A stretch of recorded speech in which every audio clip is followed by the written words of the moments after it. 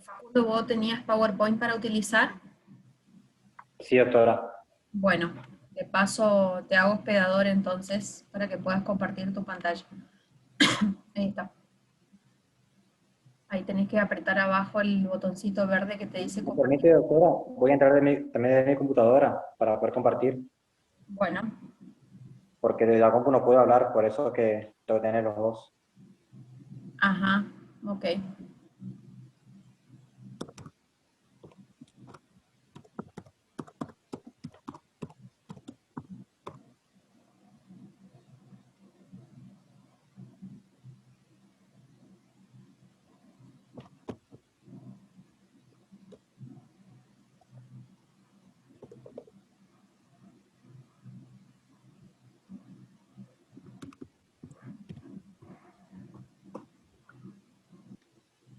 Sí, ahí está Facundo, podés comenzar. Muchas gracias. Bueno, mi tema que me fue elegido fue responsabilidad civil por daño ambiental. Para empezar a hablar de este tema, eh, quiero empezar por el tema de lo que es el concepto de lo que es un daño ambiental, el daño ambiental se define como toda alteración relevante que implique negativamente el ambiente, eh, tanto como sus recursos en sí, de lo que es el ecosistema y los bienes y valores de este.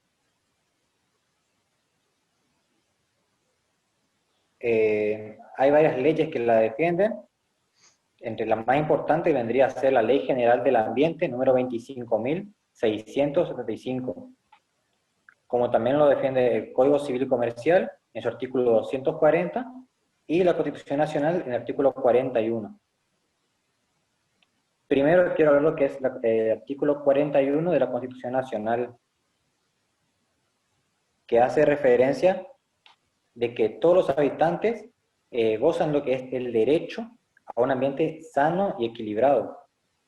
Eso es muy importante para lo que es lo que da inicio a este tema, porque tiene un respaldo en lo que ya es la Constitución, pero acá lo que habla es en cuanto al derecho que posee el ciudadano. Pero ¿cómo garantiza esto? Tanto con el Código Civil como la ley de número 25.675.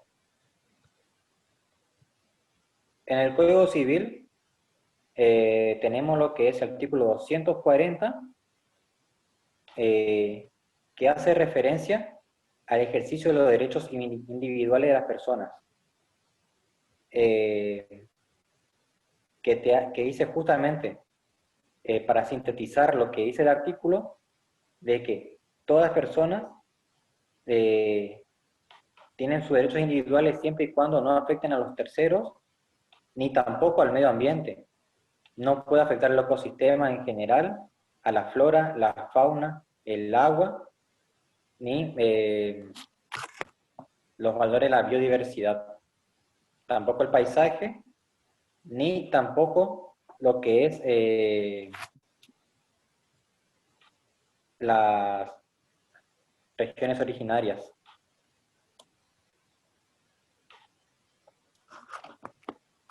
Ahora, teniendo en cuenta esto, pasamos a lo que es la responsabilidad por el daño ambiental. En la ley 25.675, la Ley General de Daño Ambiental, en el artículo 28 especifica justamente, aquí le puse el artículo para que, si alguien lo quiere leer, yo lo sintetizo para que ustedes sepan de lo que trata, de que es en cuanto a qué pasa cuando alguien daña el medio ambiente, cómo se lo responsabiliza de manera individual, de que todas las personas que causen un daño ambiental tendrán que indemnizar de qué manera, restableciendo al orden de como estaba anteriormente, antes de efectuarse el daño. Aunque la manera de reparar sea mucho más costosa del daño en que se hizo, de igual manera se tiene en cuenta de que debe ser de la manera como estaba antes. En caso de que no se pueda volver a su estado anterior, se debe depositar en lo que es un fondo de compensación ambiental que se crea por la misma ley, que es un fondo en el que se utiliza para poder restituir a su estado anterior de la mejor manera posible. Las autoridades tienen la competencia para determinar de la manera en que se va a utilizar ese fondo, según lo que dicta la ley.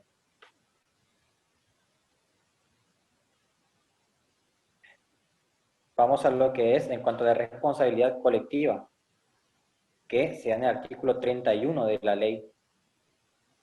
En el caso de que sea un daño ambiental colectivo y no se pueda determinar quién fue quien causó el daño, serán responsables solidariamente por la reparación del daño causado.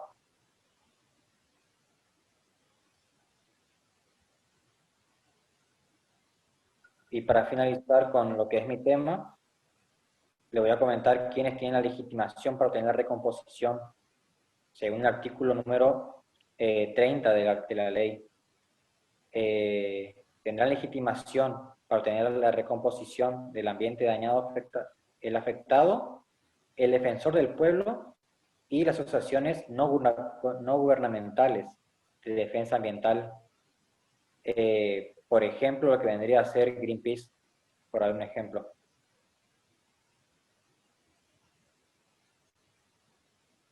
Eso es todo, doctora. Bueno, Facundo, deja de compartir pantalla. Primero arriba te va a aparecer un cole, y ahora en los 3 puntitos en mi video tenés que poner hacer hospedador.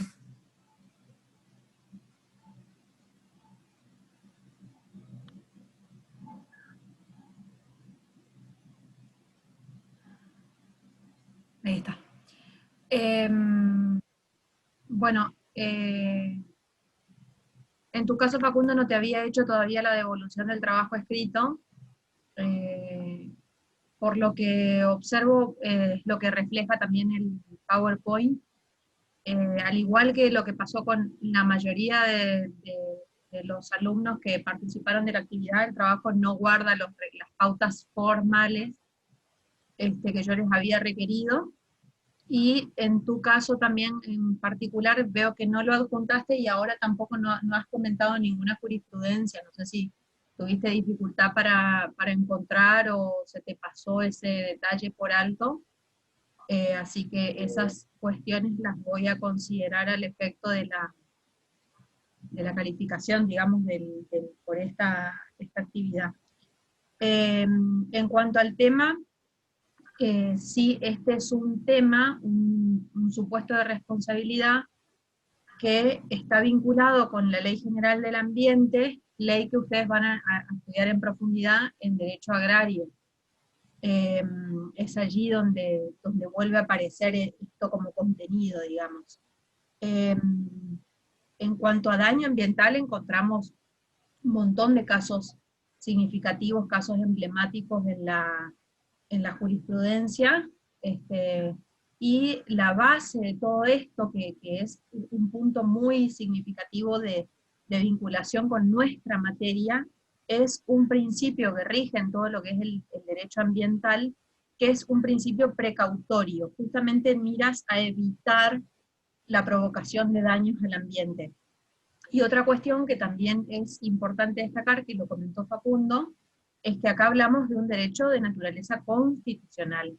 O sea, la base de toda esta estructura está en el artículo 41 de la Constitución Nacional. De ahí vamos a la, digamos, como base, y de ahí vamos al código, de ahí vamos a la Ley General del Ambiente, como normas generales, como leyes, pero siempre teniendo esa raíz, o sea que no es un supuesto menor, al igual que lo que sucede con la responsabilidad por productos elaborados, que también tiene su base en la defensa del consumidor, que también está reconocido como derecho constitucional.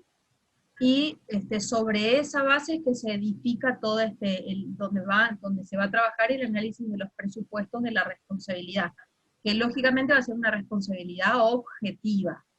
Puede o no, según el lugar donde se plantee el daño, generar responsabilidad estatal, en los términos que hablamos la clase anterior, conforme lo explicó Alfredo, o sea que si el territorio, digamos, es de custodio nacional, como puede ser un parque nacional o provincial, podría generar responsabilidad del Estado. Lógicamente también va a comprometer a la responsabilidad de personas físicas y personas jurídicas si se plantean en terrenos particulares, o sea, que no pertenezcan al Estado en ninguna de sus esferas.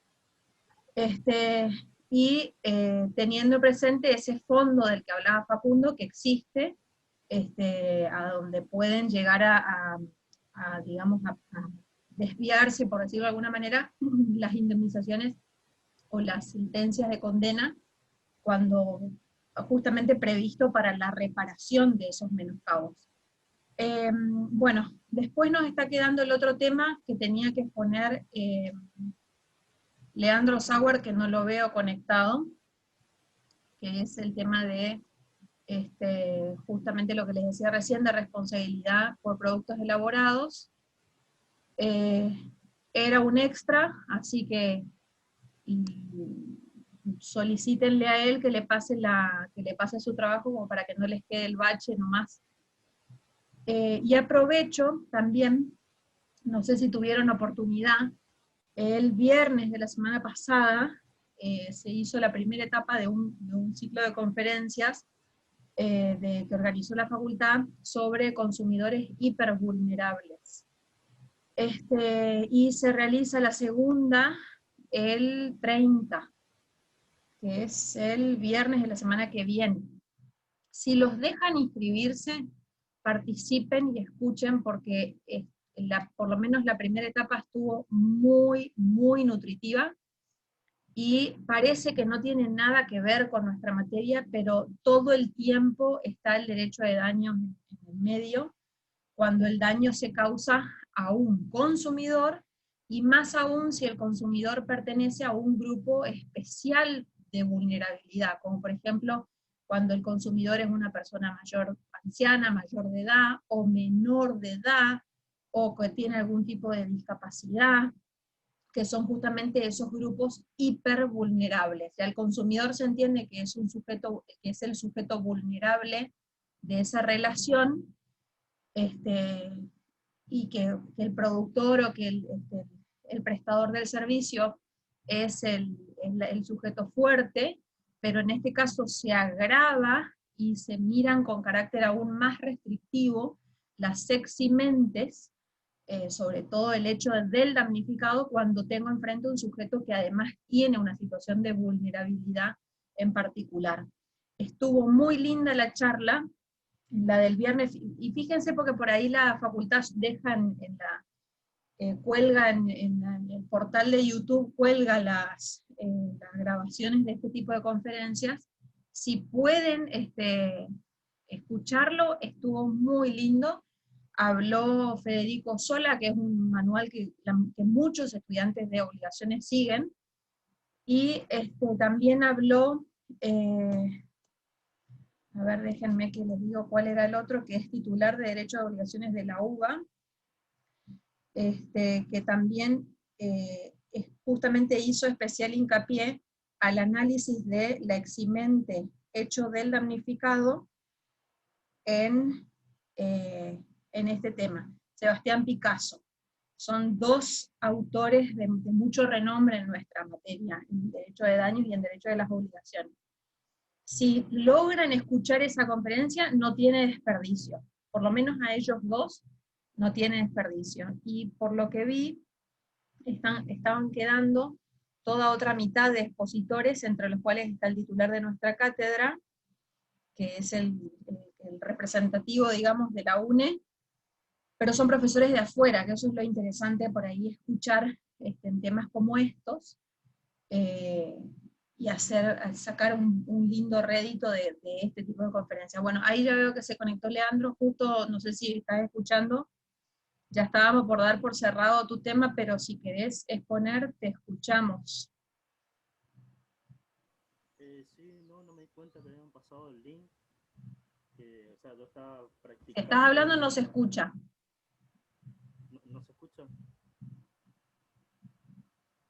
Está muy bajo, se ve tu micrófono. Estaba diciendo que no se escucha. Sí, ahí sí te escucho re bajito, pero algo se escucha. A ver si se...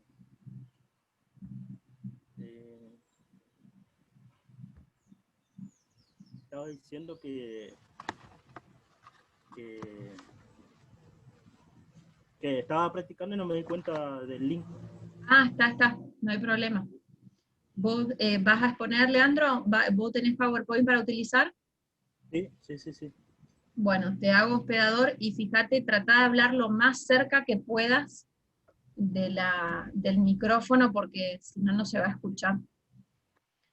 Ahí ya está. Tendrías que compartir tu pantalla nada más.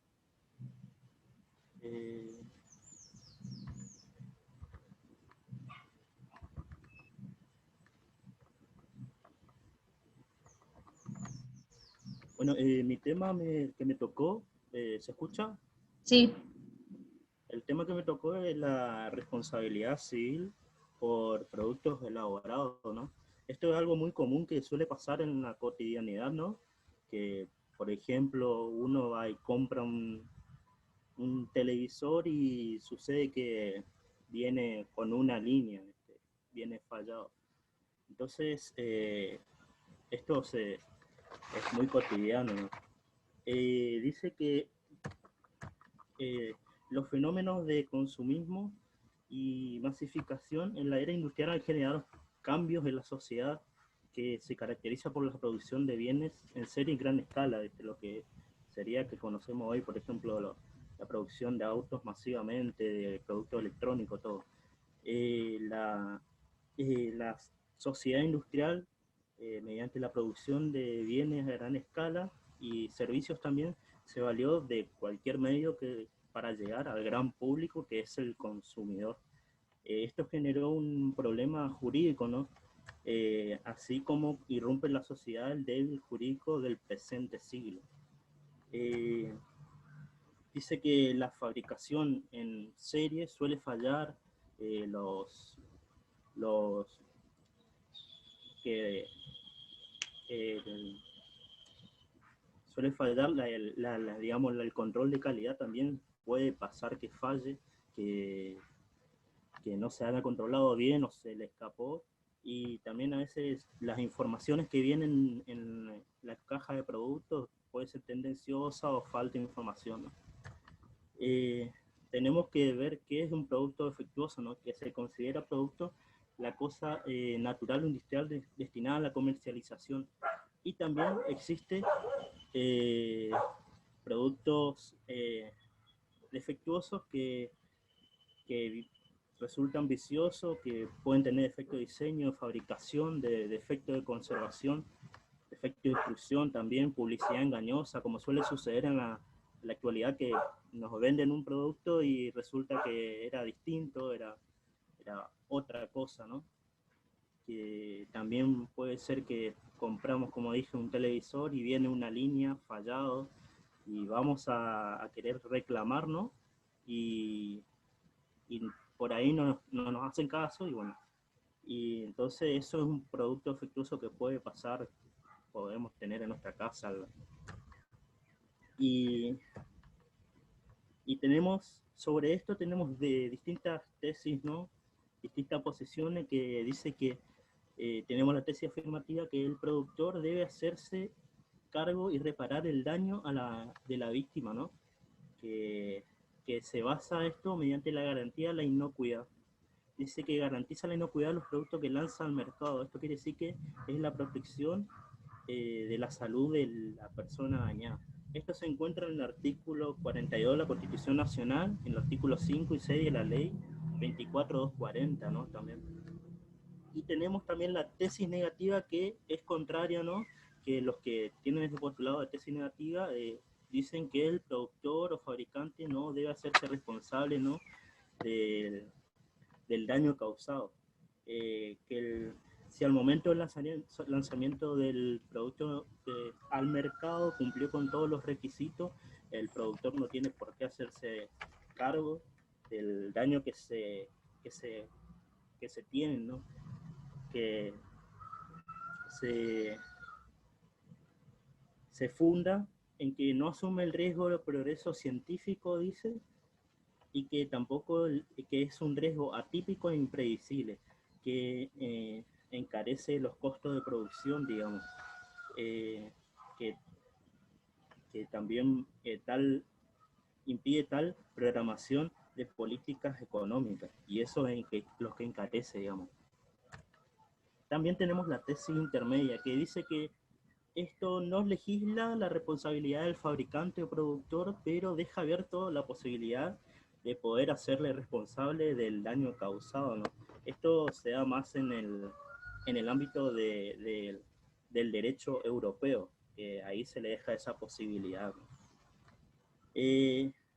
Para esto tenemos que pasar a la ley 24.240, que es la ley de defensa del consumidor, ¿viste? Que esta ley, si bien desglosa en dos ámbitos la defensa. Un lado es regulado por el propio estatuto, digamos, la misma ley lo regula, que es en el ámbito de la regulación de consumo. Y por otro lado, en el Código Civil, que restan las otras situaciones dañosas también que lo regula, ¿no? Esta ley, pasamos específicamente a la ley, esta ley entró en vigencia en 1993. En el derecho argentino hay una buena regulación sobre el tema de responsabilidad sobre productos elaborados.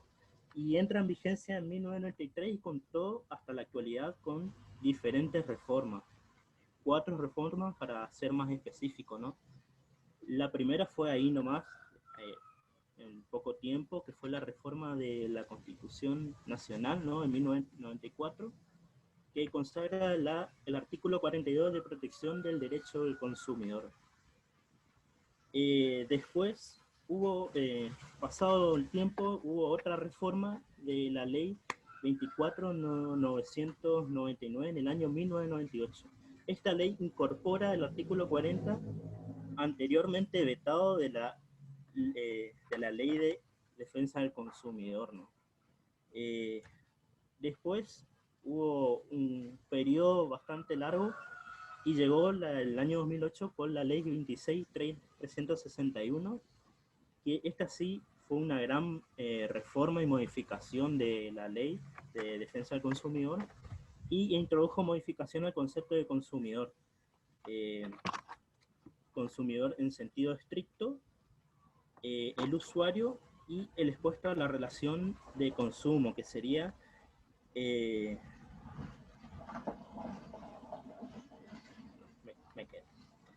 y después, finalmente, entrada en vigencia el nuevo Código Civil y Comercial también, ¿no? Dice que esta ley en sí no hace referencia expresa a lo que es la palabra producto, en comparación del derecho comparado que lo regulan otros países, ¿no? Y solo refiere al concepto específico de consumidor y usuario en el artículo 1, y se especializa en la protección de ambos. Pasamos a la ley, el artículo 40, ¿no? Que dice que está enmarcado en el régimen intuitivo, digamos, del consumidor, y solo resulta aplicable cuando entra el vínculo entre el sindicado como responsable y la víctima constituye una relación. Esta ley dio permiso, digamos, que cuando hay una infracción de la obligación de la seguridad del proveedor, el consumidor puede ir y tomar acciones contra contra los integrantes de la cadena que la haya proveído el artefacto de la comercialización. Para que se pueda, digamos, poner en función este artículo 40, tiene que haber que el fabricante revista la calidad de proveedor y el damnificado sea un consumidor. Esto está en el artículo 1. O sea, no me cagó, pero me dijo bien. No sé cuántas veces te dije que cualquier cosa. Luego también, como dije, que lo desglosando un poquito, pasamos al Código Civil, que tampoco tiene nada referido al supuesto específico de pero mantiene en vigencia el artículo 40 de la Ley del Consumidor. Leandro, escúchame, minimiza o deja de compartir pantalla, anda de vuelta al Zoom y poné silenciar a todos. Pérdida de sangre, contracciones, presión alta, mareo. Eso.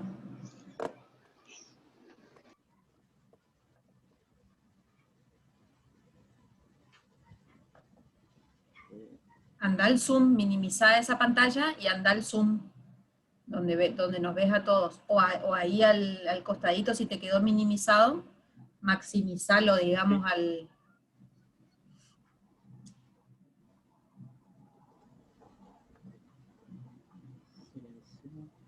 Bueno, ahí cesó igualmente la voz.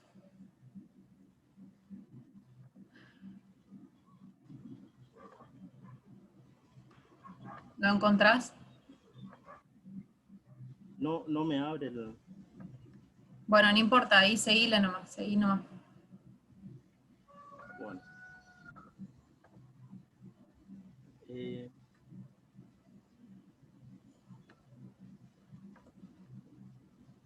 Bueno, como seguía, el Código Civil no hace referencia a nada a la palabra producto en sí, pero mantiene vigente el artículo 40 de la Ley de Defensa del Consumidor, ¿no?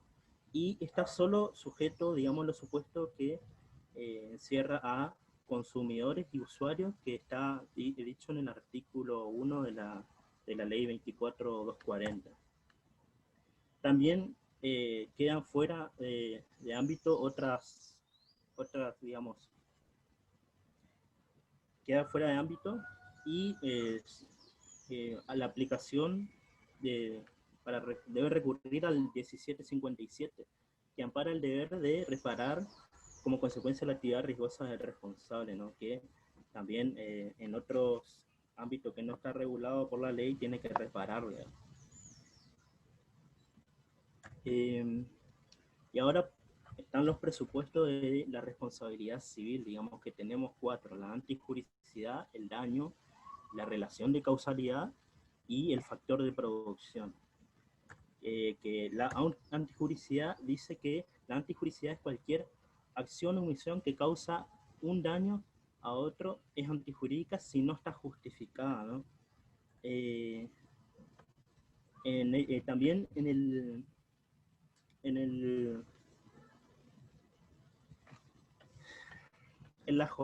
la quinta jornada nacional de Derecho Civil en la Universidad de Rosario, en el año 1971 también definió que comporta la transgresión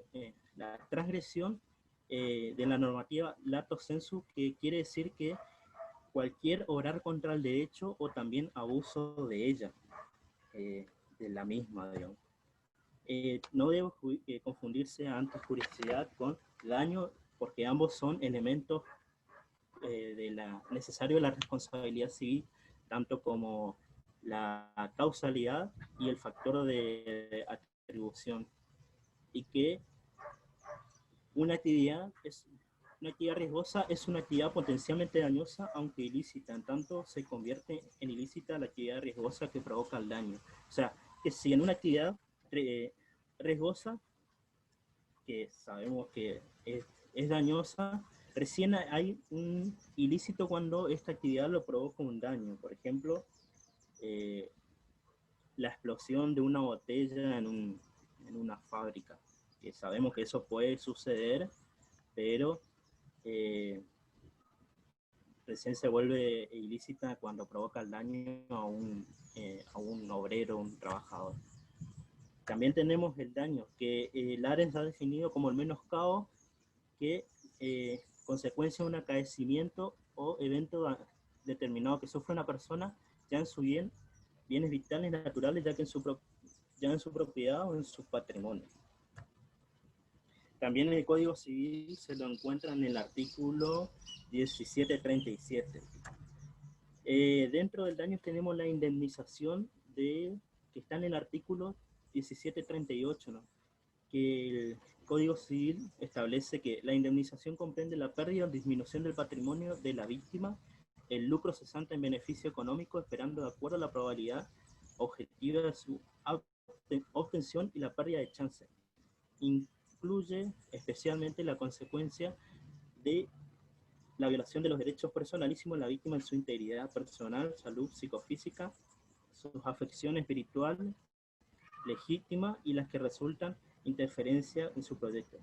Acá vemos cómo regula la indemnización y que se admite en el artículo 1740 la misma que sea en su totalidad, ¿no?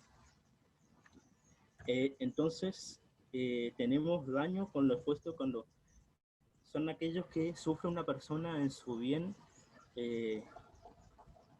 y que en caso de responsabilidad de riesgo el productor o proveedor tiene que hacerse cargo de la indemnización. En el daño tenemos dos supuestos. El daño directo, que es aquel que es directamente interferido en el menoscabo del patrimonio de la víctima, y es decir, los bienes.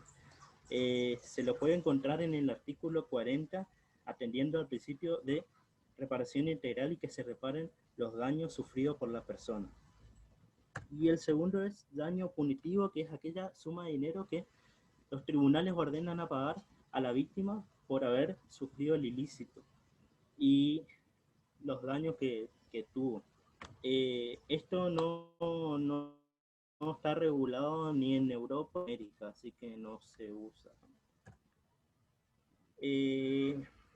La tercera, por tercer lugar tenemos la relación de causalidad, que la relación causal jurídica y no física entre el obrar u omitir el daño causado, que en relación de causalidad, mediante esto podemos determinar qué tipo de responsabilidad tiene la persona y cuál es, de qué manera tiene que reparar ese daño que haya hecho, ¿no? El Código Civil presenta en el artículo 1726 la teoría de la causalidad adecuada, ¿no? Que dice que son reparables las consecuencias dañosas que tienen un nexo adecuado de causalidad con el hecho de producto del daño. Tenemos también en cuarto lugar el factor de producción, que dice que es la responsabilidad del fabricante o productor lo que constituye en un factor de producción. Ahí te corrijo, Leandro, se ve que se te fue el error ahí, no es factor de producción, factor de atribución. Abajo está bien escrito y en el título no. Ah, se me habrá escapado eso. Es, sí, claro, el factor de atribución, que dice que luego de probar, digamos, la antijuricidad del daño y la relación de causalidad, podemos atribuirle el factor de atribución si haya sido así, ¿no? Que deberá probar el factor de atribución, sin el cual no existirá responsabilidad. Sin el factor de atribución no puede existir responsabilidad y lo anterior queda en la nada. Tenemos en el derecho comparado, como dije, en el derecho comparado sí registra lo que es la palabra producto.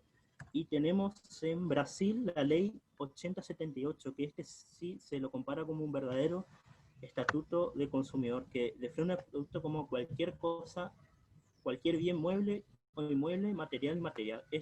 Brasil es el país pionero donde se inició en dicha rama, y se inició el concepto, que fueron los primeros en darle importancia al, al derecho del consumidor, ¿no? Después tenemos Uruguay, que Uruguay la ley 1725 también, después de haber pasado por haber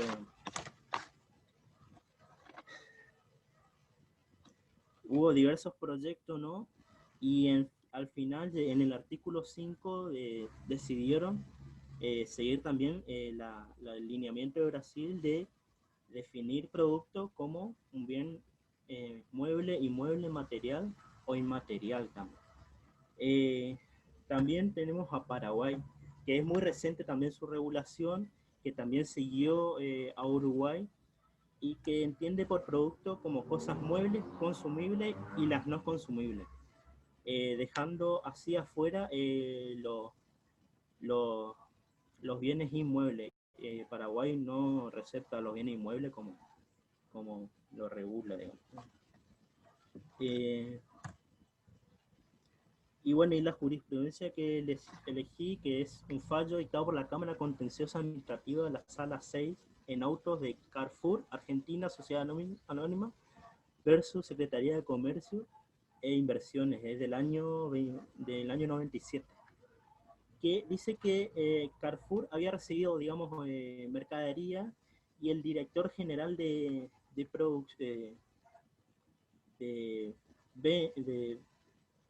ventas, o no me acuerdo bien, abrieron las cajas y habían visto que llegaron productos desde China, que eran dardos con punta metálica. Y en su empaque no decía nada sobre los cuidados, los recaudos que tenían que ver, que la descripción del producto, nada, de que tenía punta metálica. Entonces, esta era una violación del artículo 4, 5 y 6 de la ley 24.240. Y por tanto, el tribunal expresó que la violación a la normativa indicada provenía de no suministrar a los consumidores usuarios en forma cierta y objetiva información veraz, detallada y eficaz sobre las características esenciales de los mismos productos, de forma que tal que, utilizado en condiciones previsibles y normales de uso, no presenten peligro para la salud e integridad física de los consumidores o usuarios, siendo los sujetos enunciados en el artículo 4 responsables del contenido de la traducción. Encontró que sí, no tenía las descripciones necesarias, y entonces le dio el tribunal le dijo eso, digamos. Y la conclusión es que si bien el artículo, la ley 24.240 no da una definición específica, pero sí da más o menos, expresa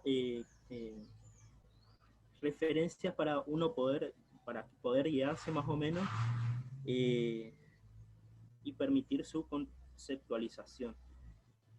Y también que los daños causados por algún producto deben resarcirse y darse su determinada indemnización. Eso es todo. Bueno, súper, Leandro. Deja de compartir pantalla y anda al Zoom. Tenés que ir sobre mi video y posicionarte en los 3 puntitos donde dice hacer hospedador.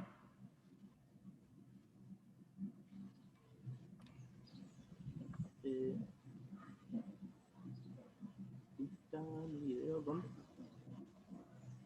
Encontraste en donde ves mi imagen, digamos, mi video, ahí te van a aparecer 3 puntitos suspensivos.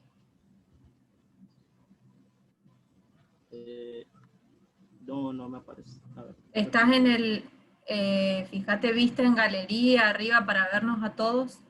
Sí.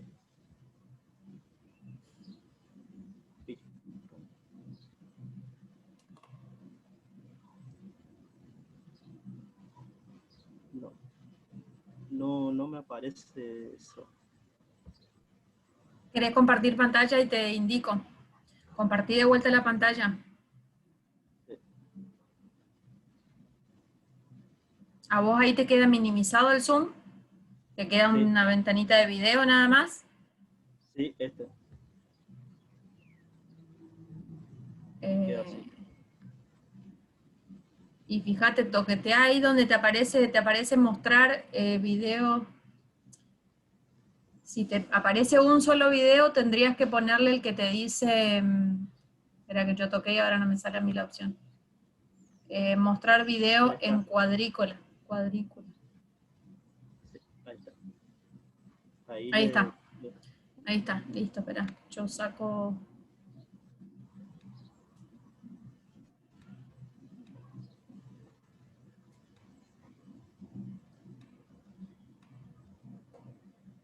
Ahí está. Bueno. Bueno, Leandro, tu trabajo escrito ya te había hecho la devolución al borrador, así que una pauta ya tenés de que estaba bien construido, estaba completo. Faltaban algunas cositas que después vi que subsanaste. Y bien, algunos defectitos nomás tenés que, como rigor para el momento de utilizar la herramienta, chequear los errores de ortografía, los errores de redacción en el PowerPoint. No, digamos, de mero antojo, sino por una cuestión de prolijidad, que si vas a utilizar la herramienta, que todos vamos a leer, más si practicas con el Power, aprovechar para ir corrigiendo esos pequeños errores. Pero muy bien, el desarrollo estuvo bien completo. La jurisprudencia es lo único para observar, porque la jurisprudencia es de derecho contencioso administrativo, que ya te marca la pauta de que no es civil, o sea que es de derecho administrativo. Lo que yo te había sugerido era que lo googlees con otros títulos, porque por ahí saltan.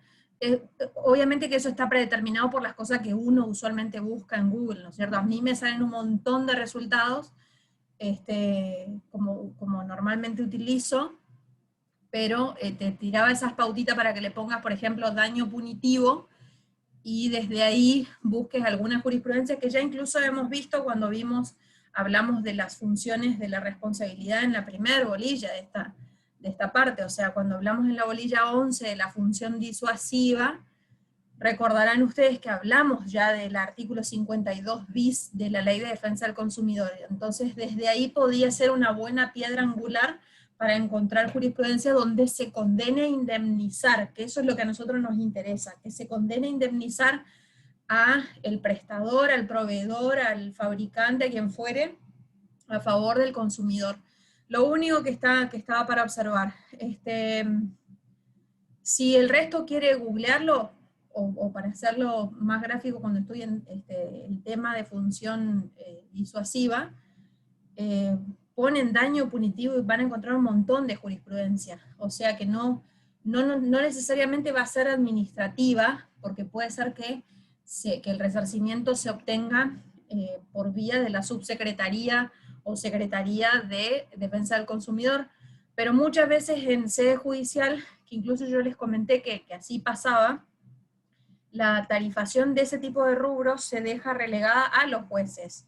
Entonces obliga al consumidor, por más de que ya haya entablado un reclamo administrativo, a promover una acción judicial si quiere obtener una indemnización más global y comprensiva de todos los rubros, no solo el daño directo, que es lo que la Ley de Defensa del Consumidor claramente prevé.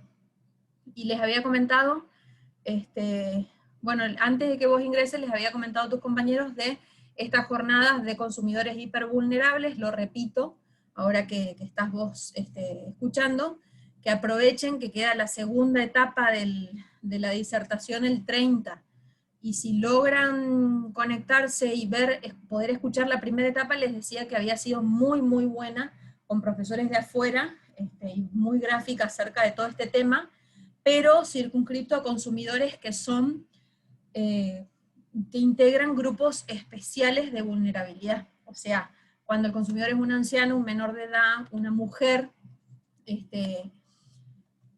una persona con cierta discapacidad, y que lógicamente se analiza el derecho del consumo desde un ámbito mucho más restrictivo y más protectorio, digamos, si se quiere, no solo por la debilidad que tiene el consumidor en sí mismo, sino porque aparte tiene una debilidad agravada dada alguna otra condición que lo acompaña. Bueno, chicos, muy bien, con esto cerramos la actividad de exposiciones. Felicito a todos los que han participado, lo han hecho muy bien, en general ha sido un lindo nivel de exposiciones y de preparaciones, más de las clases que de los trabajos escritos.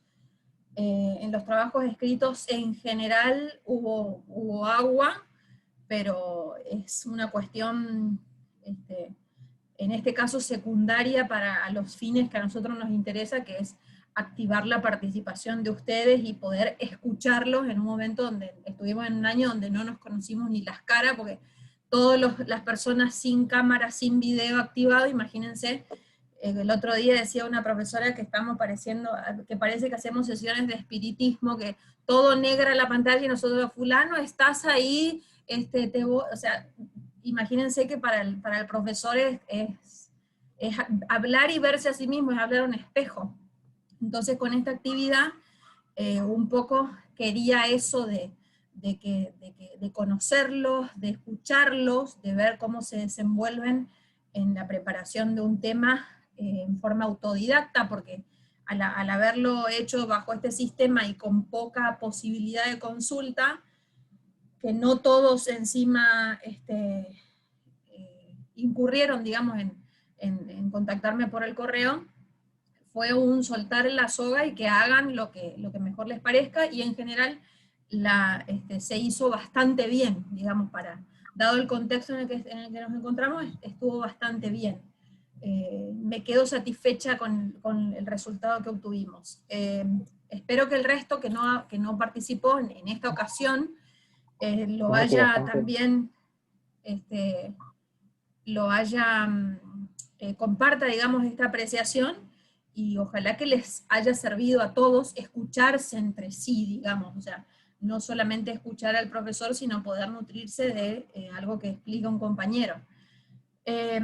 Tomen en cuenta al momento de repasar esta etapa de exposiciones que esos especiales focos que pusimos de resalto con ciertos temas que son eje de esta parte, por ahí para volver a consultar a los compañeros que expusieron, por ahí pedirles sus trabajos, mirar sus Power de nuevo, escuchar sus clases, porque si bien abarcamos todo el contenido del programa de todos los supuestos de responsabilidad e incluso agregamos, no todos los supuestos tienen la misma importancia, y lógicamente eso se va a traducir en el examen final. Esto para que lo tengan en cuenta como ayudita, porque por ahí el que ya le tocó exponer ya tiene un tema ganado, pero para el que no, ponerse a estudiar de pe a pa todos los supuestos de responsabilidad es muy largo. Entonces tengan especialmente en cuenta aquellos temas que dijimos, este tema es importante, este tema es central en esta unidad, este tema se lo van a encontrar muy frecuentemente en la práctica. Bueno, todas esas notas de color que tratamos de poner para que justamente tengan una guía. Nos está quedando, antes de conversar del examen, nos está quedando el último punto de la unidad 15, que es el tema de la relación de la acción civil y penal. Voy a tratar de hacerlo sencillo para no complicarla sobre justamente el final de la materia, pero aclaro, es un tema que por ahí puede resultarles de cierta complejidad, teniendo en cuenta que ustedes todavía no vieron ni derecho procesal civil, ni derecho procesal penal. Entonces, todavía lo que van a escuchar ahora les va a sonar por ahí un poco abstracto, pero cuando lleguen a procesal civil y lo vuelvan a estudiar, se van a dar cuenta que era más sencillo, y ni hablar cuando lleguen a procesal penal, donde vuelvan a repasar este tema, porque es contenido, y puedan, en definitiva, realizar recién allá toda la comprensión acabada de lo que hoy vamos a comenzar a mencionar.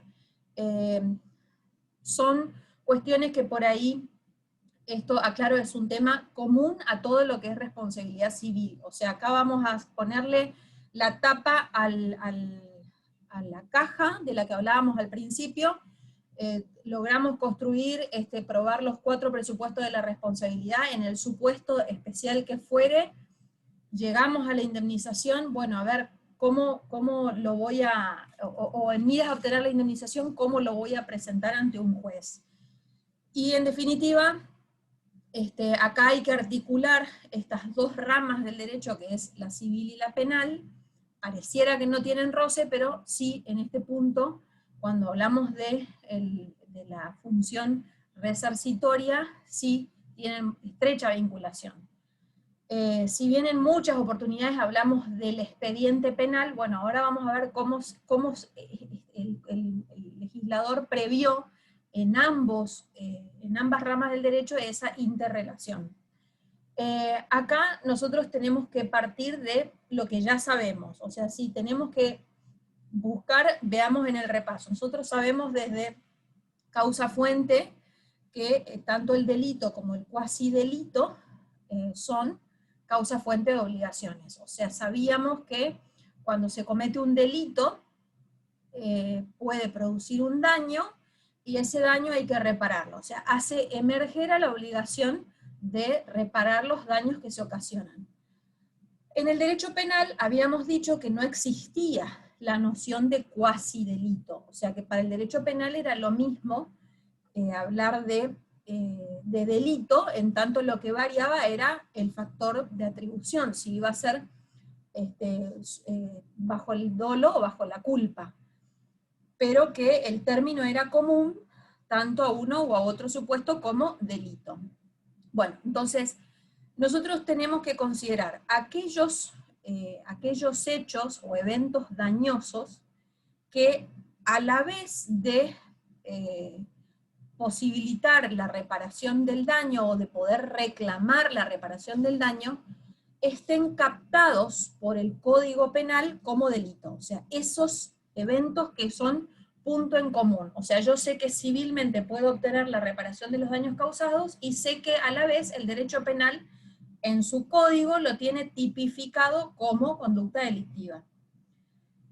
Si tengo ese nexo en común, porque hay muchas circunstancias que a ustedes se les pueden presentar que causan daños y que no está previsto como delito en el Código Penal. Entonces ahí no tengo vinculación, voy a tener solamente una acción civil. Ahora, cuando tengo un mismo evento que genera o que abre las 2 puertas a la vez, tanto de la acción penal como de la acción civil, ahí sí tengo que prestar atención, porque voy a tener la posibilidad, lo que nosotros vamos a analizar ahora es, desde la óptica del derecho civil, cómo hacer el reclamo en una u otra sede, o en uno u otro ámbito. No queda ninguna duda que la acción penal, o sea, la pretensión netamente penal, es natural a su fuero únicamente. Esto significa, la acción penal va a tramitar siempre ante un juez penal. Ahora, la acción civil resarcitoria podría tramitar tanto en sede civil, que sería su sede o su fuero natural, como en sede penal. Y allí es donde se plantean 2 sistemas, si podemos decirlo de alguna manera, que se denominan el sistema de la independencia de las acciones o el sistema de la acumulación de las acciones. El primer sistema, de independencia o separación de las acciones, significa, o qué es lo que propone, cada acción debe tramitar en su propio fuero. O sea, la acción civil debe entablarse ante un juez civil, y la acción penal debe tramitar ante el juez penal. Mantenemos separadas las acciones, o sea, cada una va a tramitar ante su respectivo juez. En cambio, la posibilidad del sistema de la acumulación sería que la acción penal tramite siempre ante el juez penal, pero que la acción civil pueda, a elección del damnificado, tramitar ante el juez civil o tramitar ante el juez penal que ya va a instruir la investigación por el delito, ¿no es cierto? Bueno, ¿qué es lo que hasta acá, en términos generales, qué es lo que dicen los códigos civil y penal al respecto? Bueno, el Código Penal, en el artículo 29, deja abierta la posibilidad del sistema de la acumulación, o sea, deja prevista la posibilidad de que en una sentencia de condena el juez penal pueda tratar la cuestión resarcitoria en términos civiles. O sea que deja abierta la posibilidad del sistema de la acumulación. Y el Código Civil y Comercial, en el artículo 1774, le da al damnificado las dos opciones. Dice, la acción civil y la acción penal resultantes del mismo hecho pueden ser ejercidas independientemente. O sea, hasta ahí una posibilidad. O sea, cada una en su respectivo fuero. Ahora sigue. En los casos en que el hecho dañoso configure al mismo tiempo un delito del derecho criminal, la acción puede interponerse ante los jueces penales, conforme a las disposiciones de los códigos procesales o las leyes especiales. O sea que el Código Civil y Comercial actual, el Código de Vélez era compleja la interpretación y había una contradicción, pero este código no deja duda que también entonces está prevista la posibilidad de la acumulación. O sea que hasta acá tengo que ambos códigos me dejan abierta la posibilidad de que la acción civil se pueda entablar en su fuero natural o ante el juez penal. Teniendo en cuenta esto, analicemos un poquito más allá en cuanto a los fundamentos. Yo ya sé que las alternativas están. Ahora, ¿por qué podríamos bregar por el sistema de la independencia? Bueno, ¿qué dicen los que sostienen que esa es la vía correcta? Que las acciones responden a intereses distintos. ¿Por qué? Porque en la acción civil lo que se pretende es obtener el resarcimiento o la reparación de los daños causados, mientras que en la acción penal lo que se persigue es el castigo al reo o al delincuente. Entonces persiguen fines jurídicos distintos, entonces es lógico que cada acción tramite por separado. Ahora, ¿qué dicen los del sistema de la acumulación? Bueno, los del sistema de la acumulación dicen, momento, porque si logramos que el actor civil venga a discutir su pretensión en el fuero penal, en sede penal, se gana en economía. ¿En economía de qué? Bueno, economía de tiempo, economía de gastos económicos y economía de actividad jurisprudencial iba a decir, de actividad jurisdiccional. ¿Qué significa esto? Menor desgaste para el tribunal, porque si no yo tengo dos tribunales trabajando por el mismo hecho y podría tener uno solo. Bueno, entonces, teniendo en cuenta esto, y considerando que los códigos permiten estos dos sistemas, vamos a analizar, por un lado, cómo juegan estas acciones en uno y otro caso. En primer lugar, vamos a analizar, como primer supuesto, la acción civil que se ejerce en el fuero penal, o sea, lo que sería el sistema de la acumulación. O sea, acción civil, si tuviéramos que poner un apartado, sería ejercicio de la acción civil en sede penal. Lo que tiene lo que brega el sistema de la acumulación. Bueno, cuando la acción civil se interpone ante el fuero penal, rigen lo que se llaman las reglas de la accesoriedad. ¿Qué significa esto?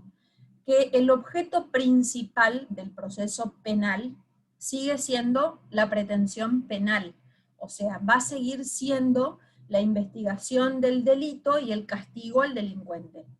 La pretensión civil se va a sumar como objeto accesorio o secundario a la primera, ¿no es cierto? De esa forma, se permite la preeminencia de la pretensión penal por sobre la pretensión civil. No obstante, la cuestión se va a dirimir ante un mismo juez, ante un mismo expediente, y en una única sentencia, donde el juez penal primero va a resolver la cuestión penal, y luego va a ir a lo accesorio, que es la cuestión civil.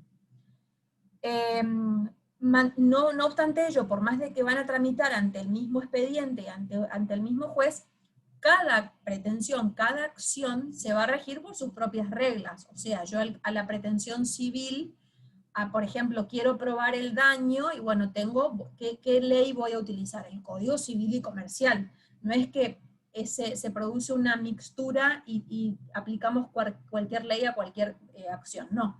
Cada acción se va a regir por sus propias reglas, pero se van a concentrar en un mismo expediente ante el mismo juez y a dirimir en una única sentencia.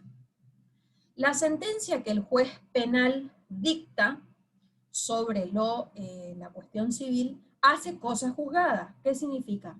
Que si yo estoy luego en desacuerdo con el monto que el juez penal me graduó en concepto de indemnización, no puedo ir luego a promover una acción civil. En el mismo caso, si yo desisto de la acción civil en el camino del expediente, tampoco puedo ir a promover, porque no me gustó, este juez penal no me gusta cómo está investigando, entonces digo, me voy nomás, promuevo una acción ante un juzgado civil y comercial. No.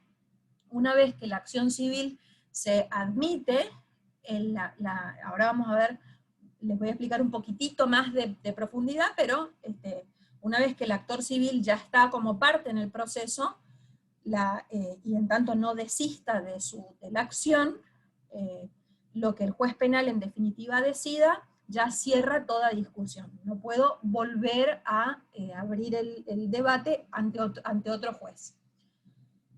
Para que el damnificado pueda presentarse en el expediente penal a pedir el resarcimiento, el proceso penal tiene que haberse iniciado, o sea, yo tengo que tener un proceso penal iniciado, pero no agotado, no concluido. Esto significa proceso penal en trámite. De hecho, el Código Procesal Penal prevé hasta una cierta etapa del proceso que es como límite que tiene el damnificado para pedir su constitución como actor civil. Eso lo van a estudiar en profundidad en procesal penal. Pero lo que sí es indispensable que sepan es eso. Tengo que tener un proceso penal iniciado, pero no agotado. ¿Por qué? Porque lógicamente que si no tengo acción penal iniciada, ¿a dónde me voy a ir a presentar? Y si tengo un proceso penal que ya llegó a una sentencia, ya me voy a ir a presentar, va a ser tarde. Entonces tengo que tener un proceso penal que ya esté en curso, pero que todavía no haya llegado a el dictado de una sentencia. Ese damnificado va a pedir al juez su constitución como actor civil, porque obviamente no es una parte natural del proceso penal, y nadie lo va a invitar. Tiene que venir él y presentarse como actor, promover la demanda civil, o sea, lo mismo que haría en cualquier caso, o sea, va a presentar su escrito de promoción de demanda contra el imputado, en este caso contra su demandado, él o los imputados, y se va a tramitar conforme a sus reglas. O sea, esto significa que el damnificado va a poder contribuir a la prueba, va a poder ofrecer prueba en miras a probar los presupuestos de la responsabilidad. O sea, si tengo, si tengo prueba para ofrecer que va a resultarme útil para que el juez en definitiva me otorgue la indemnización, la tengo que ofrecer. O sea, no es que se presenta y queda al margen del proceso y el fiscal sigue, no. O sea, puede participar de la etapa de investigación, ¿no? Puede proponer medidas de prueba. Bueno, y como les decía, una vez que el juez penal va a dictar sentencia, primero va a dirimir la cuestión penal y luego se va a pronunciar sobre la cuestión civil. ¿Por qué? Porque rige esa regla de la accesoriedad. Bueno, esa es la primera opción. ¿Cuál es la segunda opción, la segunda alternativa? Ejercicio de la acción civil en sede civil, o sea, sistema de la independencia. Voy a tener la acción penal por su lado, ante el juez penal por su lado, y por el otro lado voy a tener un damnificado que va a promover una demanda ante un juzgado civil y comercial que va a generar un expediente civil distinto del penal. O sea que voy a tener dos juzgados con competencias distintas, penal y civil, con dos expedientes que van a terminar en dos sentencias distintas, porque cada juez va a dictar su sentencia. O sea, separadas las acciones. Cuando vamos a aplicar este sistema de la independencia de las acciones, rigen las reglas de la prejudicialidad, lo que se llama prejudicialidad. ¿Qué significa esto? Que de las dos acciones, la más importante es la acción penal. Esto está así establecido y es de orden público. ¿Eso qué implica? Que la acción civil, así como si tramitaran juntas, tiene carácter secundario, lo mismo si tramitan en forma independiente. Por más de que cada acción esté ante un juez distinto, ante un expediente distinto, la acción civil tiene que darle preeminencia a la acción penal, porque la acción penal es la que le va a dar al juez, la sentencia penal es la que le va a dar al juez civil la base fáctica para que él luego construya su sentencia civil. ¿Cuál es el fin de esto? Evitar sentencias contradictorias. Imagínense qué disparate sería que el juez penal diga, sí, Juan Pérez es el autor del homicidio culposo en este accidente de tránsito. Y que el juez civil diga, no, Juan Pérez no manejaba el auto, con lo cual Juan Pérez acá no puede ser, tiene razón para el planteo que hizo, rechazar la demanda contra Juan Pérez. Imagínense el disparate jurídico que eso sería. Por eso, para evitar que haya sentencias contradictorias entre sí, se establece que de las dos sentencias, la más importante es la penal. De las dos acciones, la más importante es la penal. De ella se va a nutrir el juez civil, que ahora vamos a ir allí. Ahora, cuando tengo esta situación, yo puedo iniciar la acción civil en cualquier momento, ¿no es cierto? O sea, el proceso penal está en trámite, todavía no tengo sentencia dictada en el proceso penal, promuevo mi proceso civil.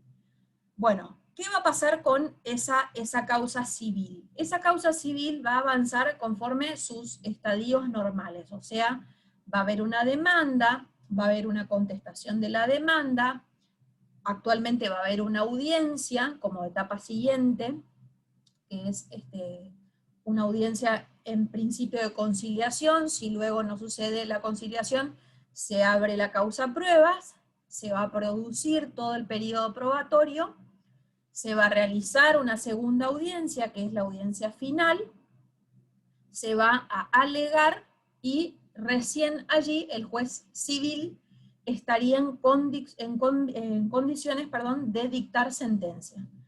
Cuando llega ese momento, o sea, post alegatos, donde ya el paso siguiente que tiene que hacer el juzgado es dictar el llamamiento de autos para sentencia, es donde se pone el freno de mano. ¿Por qué? Porque el juez civil no puede dictar sentencia primero. De los dos, acabamos de decir que el que primero tiene que pronunciarse es el juez penal. Entonces, por regla, el juez civil no puede dictar sentencia antes que dicte sentencia el juez penal. Entonces, ¿qué es lo que se realiza? Se suspende el proceso hasta tanto el juez penal se pronuncie.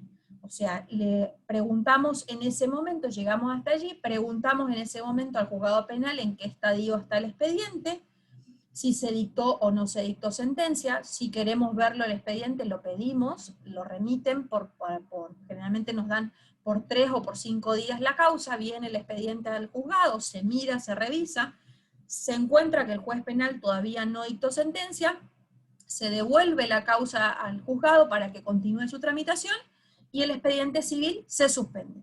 Hasta ahí va a quedar. Pero es una suspensión que no afecta en nada, o sea, no es que mañana el juzgado me va a sacar la caducidad de instancia y me va a mandar archivo el expediente, no. Como está suspendido, hasta tanto el abogado venga e informe, o el juzgado penal comunique, o el juzgado civil le pregunte, y medie dictado de sentencia, el juez civil no va a avanzar. Esa es la regla. ¿Cuáles son las excepciones? Esto que les digo está en el artículo de 1775. Artículo clave para este tema. ¿Cuáles son las excepciones que están previstas? Vamos al código. El artículo dice, si la acción penal precede a la civil o es intentada durante su curso, el dictado de la sentencia definitiva debe suspenderse en el proceso civil hasta la conclusión del proceso penal. Eso es lo que acabamos de explicar. Con excepción de los siguientes casos. Y acá hay que tener siempre cuidado. Inciso A, dice, si median causas de extinción de la acción penal. ¿Por qué? Analicemos este supuesto. Supongamos que el imputado se muera. Bueno, se muere Juan Pérez, que era el sindicado como responsable, el imputado por el delito de homicidio culposo en accidente de tránsito, se muere. Bueno, la acción penal, ya van a ver ustedes en Derecho Procesal Penal, no avanza contra los herederos o sucesores, porque la acción penal es personal, o sea, no se transmite la responsabilidad delictual a los sucesores o herederos. El responsable era Juan Pérez. Entonces, si Juan Pérez se muere, la acción penal se extingue. Simple, corta la bocha, diría nuestro amigo. Ahora, ¿qué pasa en sede civil? En sede civil nosotros sabemos que si Juan Pérez es mi deudor del resarcimiento y se muere, la acción civil sí se traspasa a los herederos o sucesores, con lo cual serán deudores sus legítimos herederos. Entonces la acción civil podría continuar perfectamente pese a que el juez penal no va a dictar sentencia. ¿Entienden hasta allí? Si no, cualquier cosa habilitan el micrófono y preguntan. Otra posibilidad, la acción penal prescribió algo que pasa 9 de cada 10 prescripción de la acción penal, porque pasó el tiempo que el Código Penal prevé, no se dictó ningún tipo de despacho en relación al imputado, el imputado tiene sus derechos, bueno, se declara la prescripción de la acción penal. Listo, tengo muerta a la acción penal. ¿Qué pasaría con el proceso civil? Bueno, entonces el juez civil en ese caso puede reanudar el proceso y dictar sentencia. O sea, supuestos en donde el juez civil va a dictar sentencia sin que el juez penal lo haya hecho antes. Otro supuesto, ausencia con presunción de fallecimiento, sería similar al caso de la muerte. Otro ejemplo, que se declare la amnistía, por ejemplo, que le perdone el Ejecutivo le perdone el delito al delincuente, pero que civilmente tenga que reparar los daños. Bueno, ese sería el inciso A. ¿Qué dice el inciso B? Si la dilación del procedimiento penal provoca en los hechos una frustración efectiva del derecho a ser indemnizado. Esto es una incorporación que tiene el código actual, no existía esta excepción en el código de Vélez, y ya venía utilizándose por la jurisprudencia, teniendo en cuenta justamente un aspecto muy demandado por la ciudadanía, que es la demora de la justicia. ¿Por qué? Porque muchas veces nos pasaba que el expediente civil avanzaba relativamente rápido, estábamos a 2 años, 3 años del inicio, el juez civil ya estaba en condiciones de dictar sentencia, y resultaba ser que esos 3 años que habían transitado, en el juzgado penal todavía no se había ni dictado un auto de procesamiento, porque todavía estaban con diligencia tratando de localizar al imputado, después cuando lo encontraron, que las 1001 pruebas que debían producirse no se producían, y así resulta ser que en 3 años el juez penal no dictó sentencia. Bueno, esto del plazo razonable, un derecho que viene reconocido desde el Pacto de San José de Costa Rica, pesaba en la propia jurisprudencia y comenzaron a hacer eco de la posibilidad de esta excepción hasta que quedó plasmado en el código como texto positivo, de derecho positivo. O sea que hoy por hoy yo tengo que prever que el proceso penal marche. Si llegado el momento donde el juez civil está en condiciones de dictar sentencia, tengo un proceso penal que lleva el mismo tiempo o más de tramitación, porque generalmente la actuación penal se inicia el día del evento dañoso, supongamos el día del accidente de tránsito, bueno, ese día comienzan las actuaciones penales.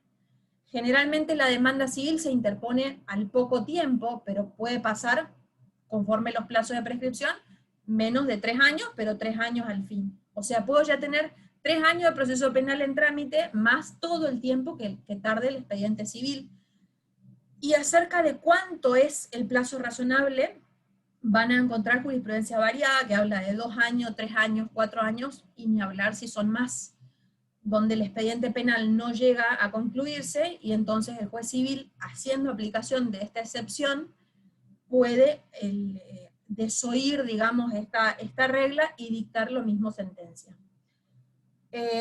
La tercera excepción, que también es una incorporación de este código, es algo que a nosotros nos toca muy de cerca, porque dice, si la acción civil por reparación del daño está fundada en un factor objetivo de responsabilidad.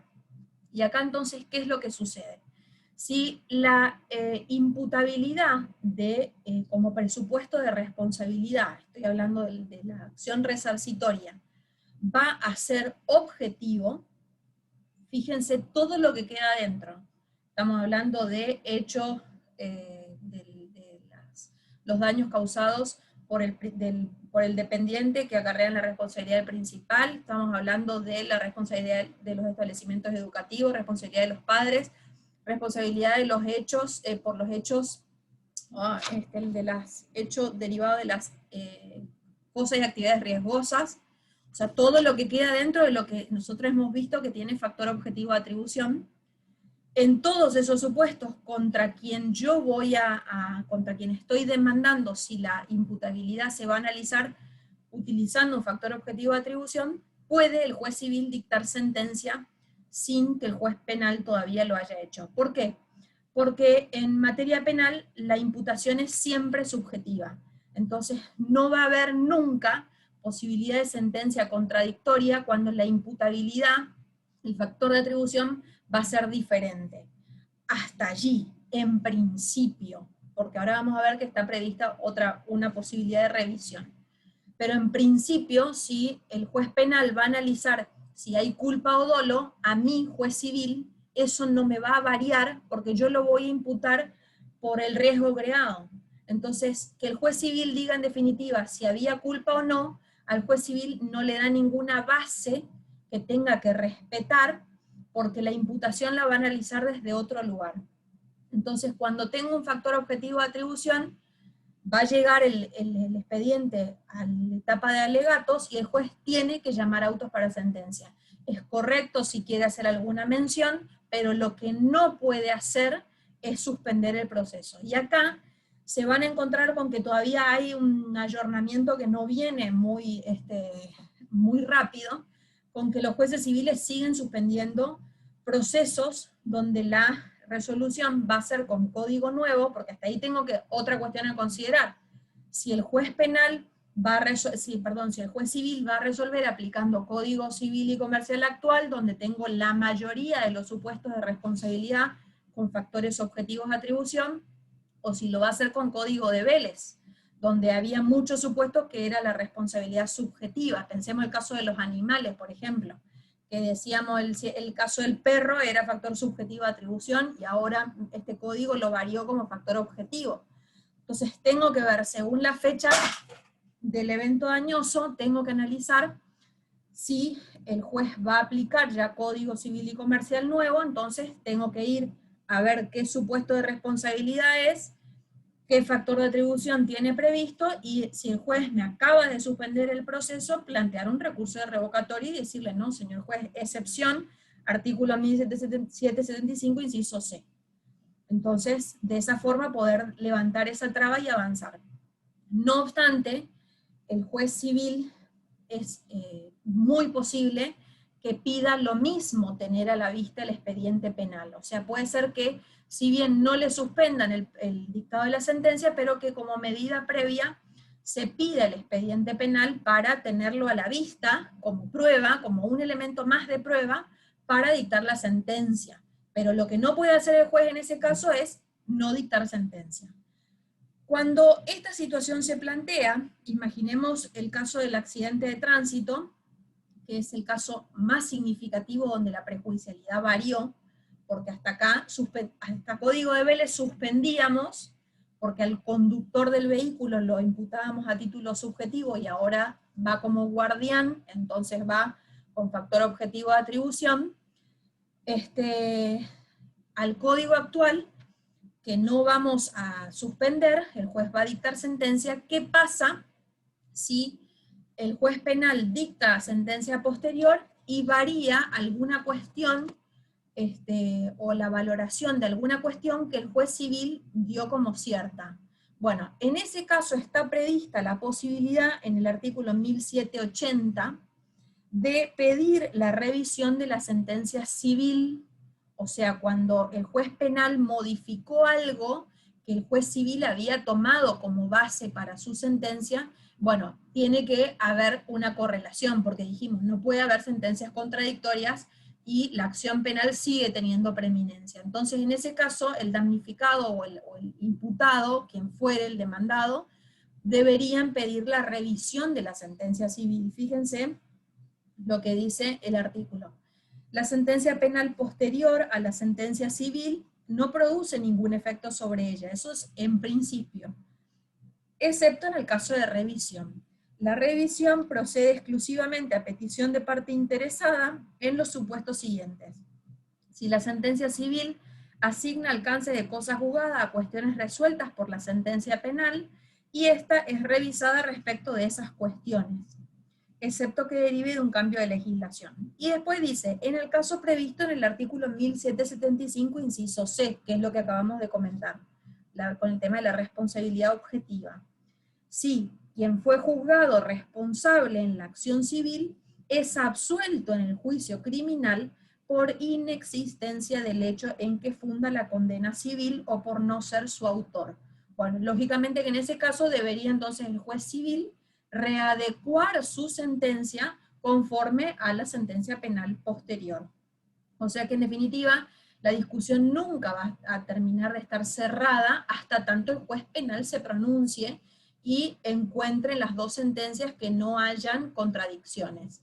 Porque por más de que hoy el juez civil tenga la posibilidad de dictar sentencia antes que el juez penal, es lógico que, llegado el momento, pueda presentarse alguna contradicción que perjudique en más alguna de las partes y que deje entonces abierta la posibilidad de pedir esta revisión de la sentencia civil.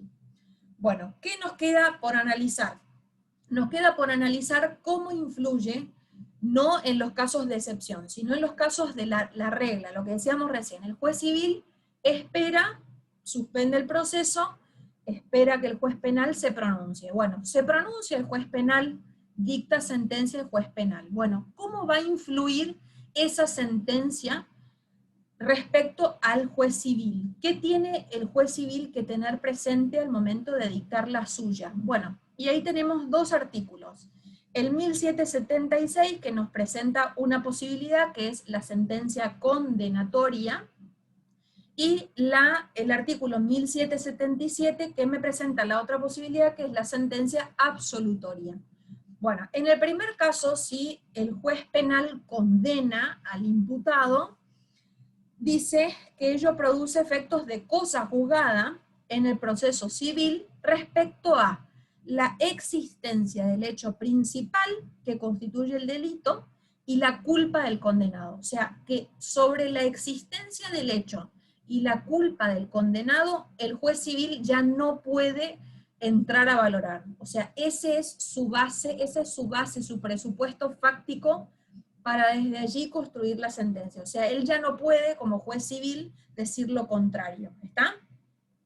En el mismo sentido, pero al revés, si es una sentencia absolutoria. Dice, si la sentencia penal decide que el hecho no existió o que el sindicado como responsable no participó, estas circunstancias no pueden ser discutidas en el proceso civil.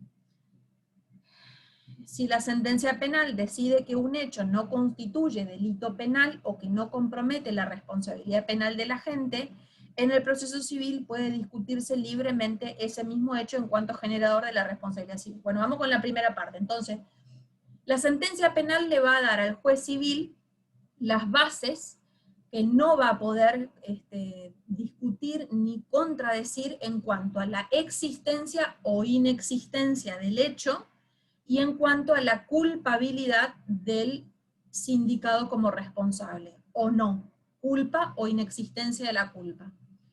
Ahora, si el juez penal decidiera que finalmente la conducta no encajó en ningún tipo penal, o sea, penalmente no va a ser responsable el sujeto, ello le habilita al juez civil lo mismo a analizar si civilmente es pasible de ser condenado a resarcir. Ya penalmente no responderá, pero tal vez sí corresponda un resarcimiento civil. ¿Está? Por último, ¿qué pasa con la situación inversa? ¿La sentencia civil tiene alguna influencia sobre la sentencia penal? O sea, esto de la prejudicialidad, ¿en algún momento se da vuelta? La regla es que no, en principio no. La sentencia civil, por regla, no tiene ninguna influencia en la sentencia penal. Pero, como siempre, existen excepciones que se trate de algún supuesto en que la sentencia penal necesite como base alguna cuestión que tenga que probarse y demostrarse en sede civil. Por ejemplo, si voy a condenar, si estoy analizando a una persona por el delito, no sé si subsiste, chicos, aclaro porque hace tanto que no agarro un código penal, por el delito de bigamia. Bigamia significa que contrajo 2 veces matrimonio. Bueno, ¿cuál es el presupuesto del delito de bigamia? Bueno, debería tener 2 matrimonios válidos celebrados en el territorio nacional. Bueno, el matrimonio es una institución civil regulada por el Código Civil y Comercial, con lo cual debería, entonces sí, el juez penal tener, tener sentencia primero civil para que le dé la base de decir sí, esta persona constituyó 2 matrimonios válidos, entonces recién ahí el juez podría analizar si se configura o no el delito de bigamia. Lo mismo, cuestiones que tienen que ver perdón, con la quiebra de los comerciantes. Cuando necesito tener como presupuesto que el comerciante fue declarado en quiebra, bueno, necesito tener primero que el juez de la quiebra lo decrete como tal para que el juez penal pueda trabajar sobre esa base. Son casos excepcionales, como ven ustedes, porque por regla la sentencia civil al juez penal no lo va a influir. Bueno, y allí termina este tema. ¿Alguna pregunta, chicos, que quieran hacer, algo que no hayan entendido, que quieran que les vuelva a explicar?